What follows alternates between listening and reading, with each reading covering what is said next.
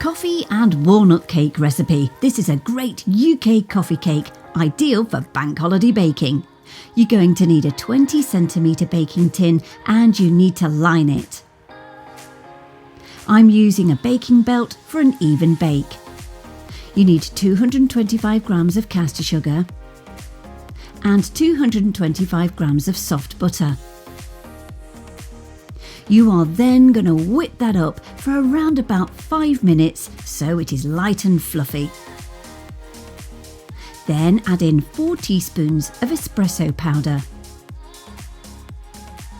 In a jug, get 4 large eggs beaten, and to the eggs you're going to add 2 tablespoons of milk.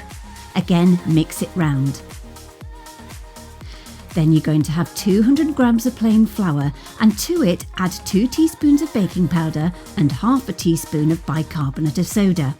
What you will do is alternate the mixture, the flour and the egg until it's finished.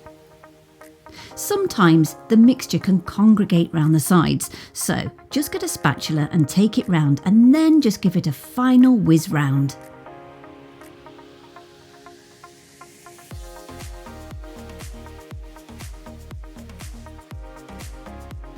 Then place the mixture into your cake baking tin.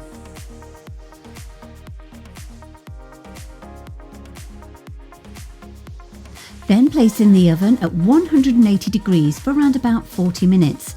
Once cooked, place on a wire rack to cool and remove any of the lining paper.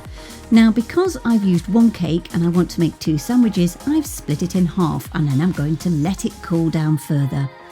You can make the icing at this point. You need 360 grams of icing sugar with 1 teaspoon of espresso powder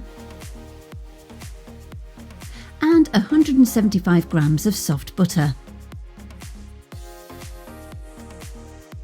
Add 1 tablespoon of warm water and then you want to whip it up until it is really light and fluffy. It's really important to get that lovely mousse-like texture into the buttercream.